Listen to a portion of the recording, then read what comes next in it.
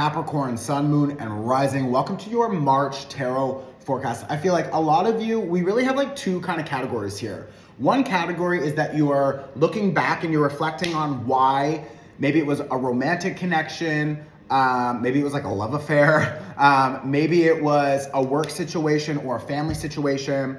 So some of you are looking back and you're trying to figure out like what happened here, what went wrong, like how did that get so, it just feels confusing. And then the other group is like through March, you're gonna start recognizing that there are some connections in your life that just feel not so balanced, and you're trying to figure out like, how did we get here? Why does this feel so confusing? Like what was wrong with either my contribution, I gave too much, and again, this could be connected to the past or connected to what's coming up, but like whatever is coming up, I've got this Two of Cups, I've got the Six of Cups both reversed, and I've got the Queen of Wands here reversed, okay? And then beside it, I have a Seven of Cups, and I have an Eight of Swords, and I have the Six of Swords. So there's a lot of like analysis. There's a lot of, okay. And what I'm hearing while we're talking about analysis is like, I'm a Capricorn, like everything is finance and numbers and facts and structure. And it's just like, bitch, you need to feel. You just need to feel the emotions of your daddy leaving. You just need to feel the emotions of that person cheating on you. You just need to feel the emotions of whatever that intense trauma was that triggers the shit out of you. It's like, you can't move forward when you don't fully process all of the emotions that are still stuck in your body and trying to be heard, trying to be like released. Like they're trying to come up, but you, or maybe it's someone around you that you're dealing with, but it's like, there's an energy here of like when old ideas, old fears, old experiences come up, when you're remembering something that's triggering or traumatic or heartbreaking or whatever,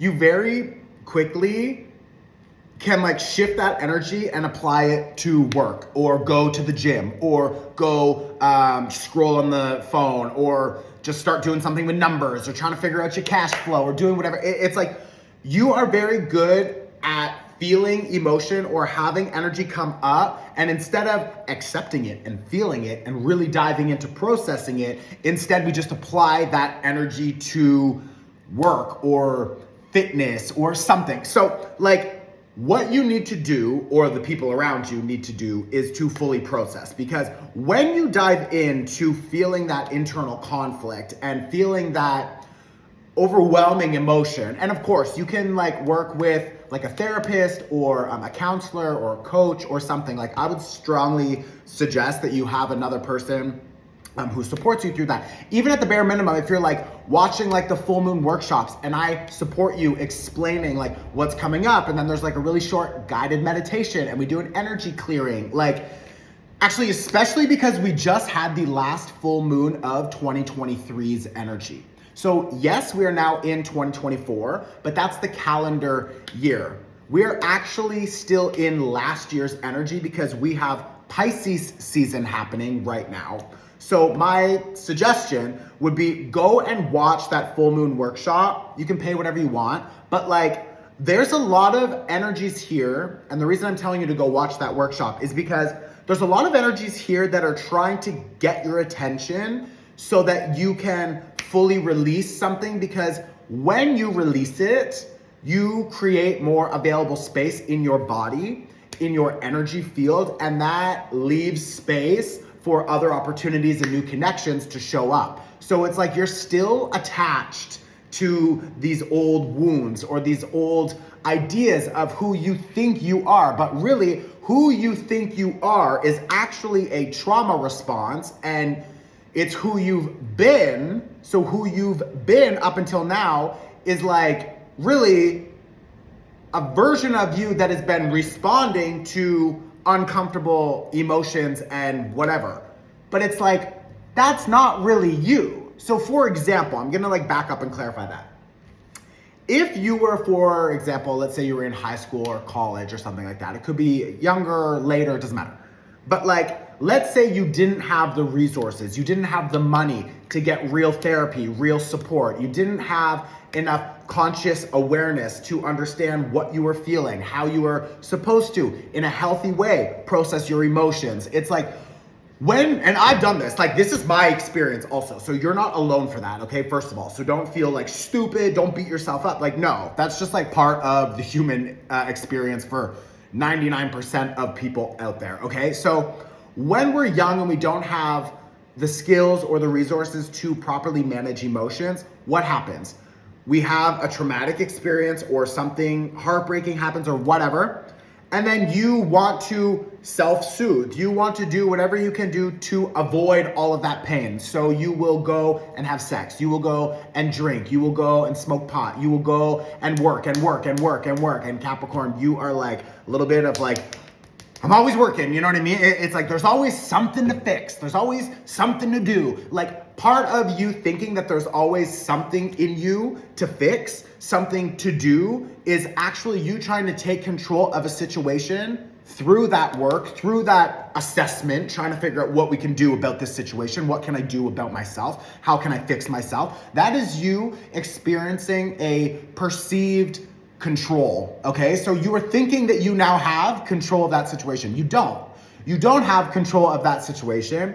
You are like lying to yourself about thinking you can control everything or thinking you can control this situation when you like dive into work. It's like whatever it is that's coming up, and I feel like now I'm getting a little bit like off track, so I want to just bring this back to you need to stop avoiding whatever is coming up. And maybe for some of you, that's like a heavy conversation you need to have with a family member, or that's a heavy conversation you need to have with a boss or someone who you feel close to, a partner, a lover, a friend, whatever. And that conversation will probably be challenging at first, but it will create more space for you to share your experience instead of just pushing it down and then like changing that energy and applying it to work or exercise or something to distract you or whatever.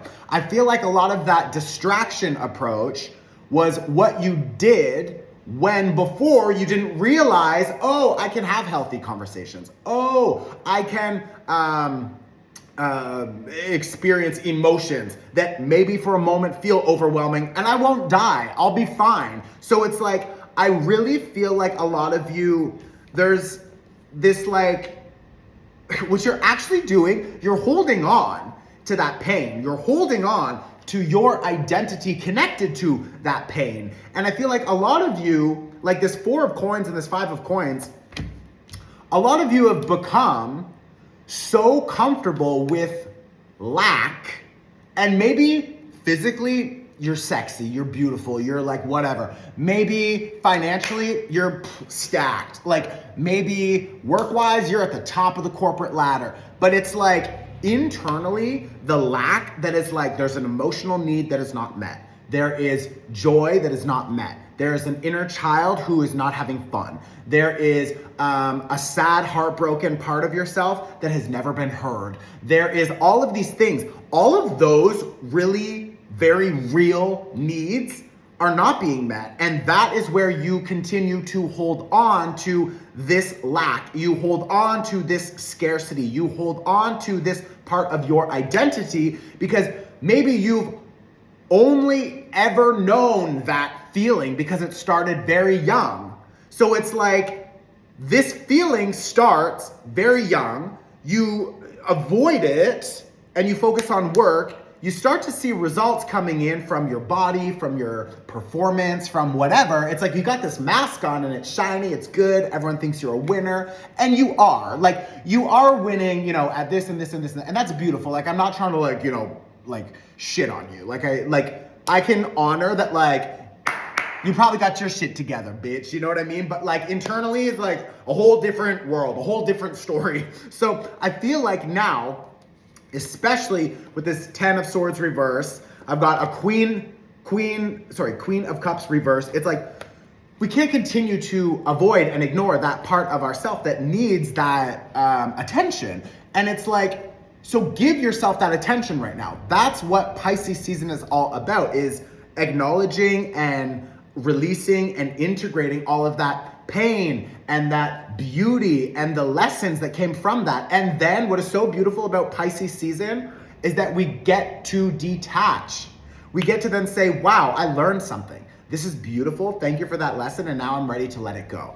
And when we let it go, we create more available space for expansion, and then we go into Aries season, and that is the new energetic year, and we invite in so many new opportunities for expansion, people, connections, love, etc. So I would strongly suggest that you go and you watch that full moon workshop. I also have a cord cutting, both of them, actually all of them, even the Pisces season workshop is all pay what you can. The cord cutting is a sliding scale, but the others you could pay $1, $2, I don't care. But it's like, it's go time. And bitch, if you're still here watching this because you're like, oh my God, 10 minutes and this guy's like really talking about my life, then like do something with that energy. Like go do something with it. And I'm talking about dive in, feel it, process it, set the intentions to let it go, and then accept that you don't need to carry that into the next chapter because like, you have this magician energy, you have this ace of wands, you have a 3 of cups, you have an ace of swords, you have an ace of cups. Bitch, are you dumb?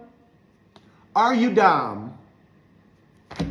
You have so much opportunity to access your magic, okay? Like, you can create whatever you want, but you can't create that. You don't have the time, the energy, the space to create the new when you're so attached to these old wounds, beliefs, identities.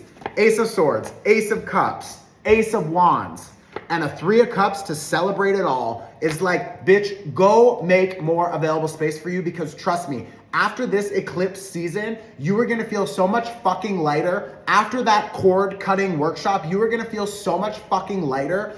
After you use this energy of that last full moon, you are going to feel so much fucking lighter and you're gonna have more available space to expand and to invite in so many good things. So go take your power back, okay? Take your power back from yourself, these old versions, from these outside people, from whatever. Take the mask off, dive in, and enjoy yourself. I love you, Capricorn. Please share this on your Instagram story. These are free. I support you literally every fucking month. Support me back. Hit the like button, leave a comment. It's really easy. Like, I'm here for 12 fucking minutes just going off. It's like, support me, okay? I love you. I'll see you very soon. Go watch a workshop. It's on my website. I'll tag them all below as well. I love you, Capricorn. You've got this. You're golden.